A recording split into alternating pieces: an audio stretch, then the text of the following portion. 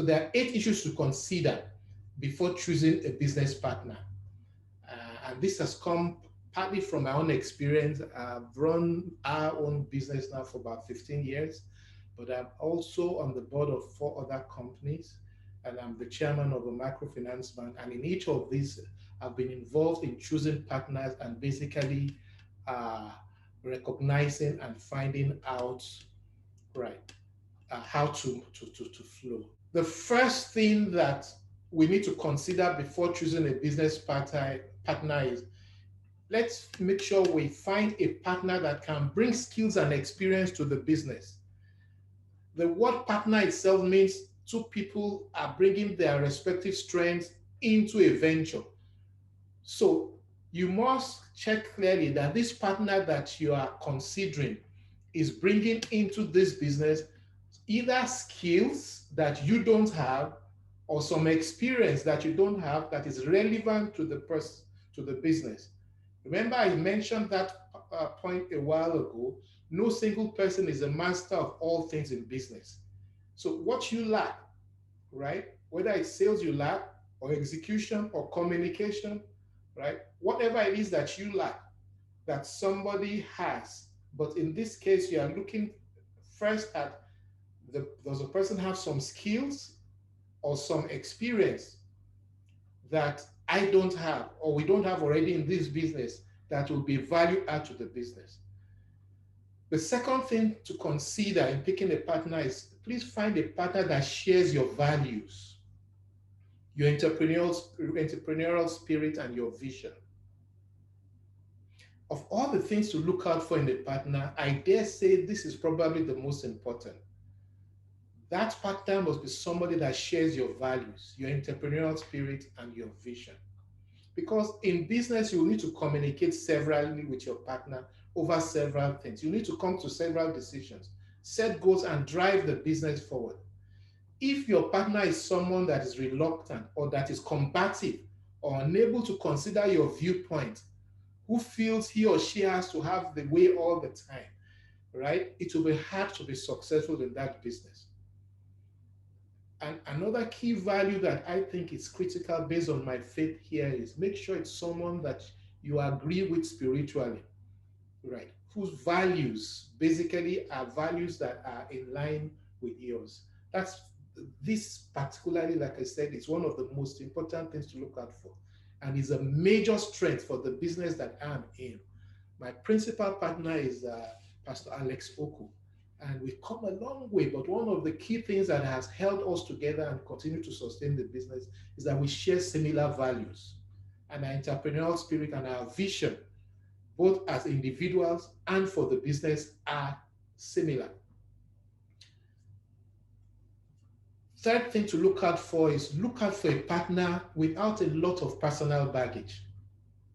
Sometimes all we look at for is the money they are bringing. Very dangerous. You'll notice I've not mentioned money yet, and I've mentioned two. If I'm on the third issue, you should look out for. So look for a partner without a lot of personal baggage.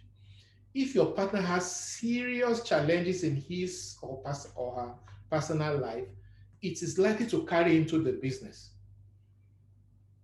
It is nice to give people a second chance and try to accommodate them. But if your partner is dealing with personal crisis after another, you will find it significantly overbearing on the business, and it will be a big weight for the business to carry. Because first, the person won't be available, the emotional issues, the attitudinal issues, and the consequences of those personal issues the person has will eventually begin to affect the business. Not to talk of if the nature of those problems are things that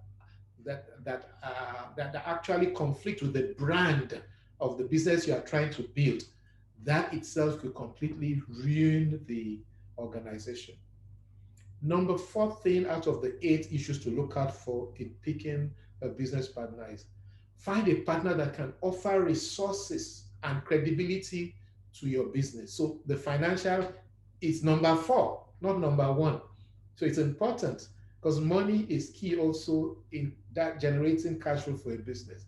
So make sure that partner has resources or credibility.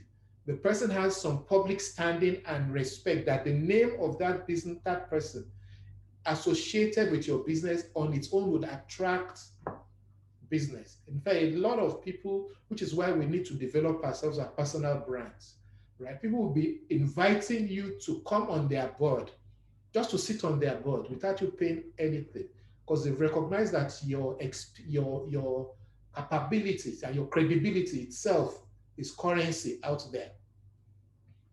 The connections you have, the networks that you have will add value to the business. So you want to be sure that the business partner you are considering meets this requirement. Number 5, choose a partner that is financially stable. So don't pick a business partner who may have the credibility, may have the uh, credibility, may have the network, you share the same values, but has serious financial pressures.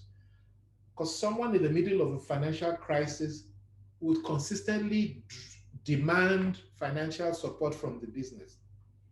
Not to talk of situations they may get into again that could be questionable in their attempt to solve their financial crisis, which is personal, but which ultimately will rub off on the business.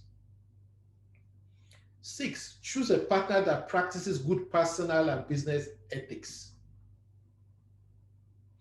Only enter into business with somebody you can trust. It's similar to those values I spoke about earlier, but distinctly different. Because a poorly chosen business partner can actually steal from the business, even though he's part owner. Or they take your ideas or your clients and go and set up something else away from you. So you need to watch their personal and business ethics beyond just their personal values now. What do you know of them and the way they handle business? In my organization, for example, like I said, my principal partner, we're 15 years now, has never sent me a CV to say employ this person, or my nephew supplies diesel, buy diesel from him. And I haven't done that either. Those are business ethics. Though we own the business, we could easily have taken some of those decisions. But once you begin to take those decisions that are driven by personal sentiment, it means the ethical value or component of the business becomes compromised. Then even your staff begin to do even other things that will eventually derail the business. 7, respect is a necessary element. So don't get into business partnership with somebody you don't respect. If you don't respect them, it means you're not likely to respect their opinion, and vice versa. If they don't respect you also, you're not likely to value each other's opinion.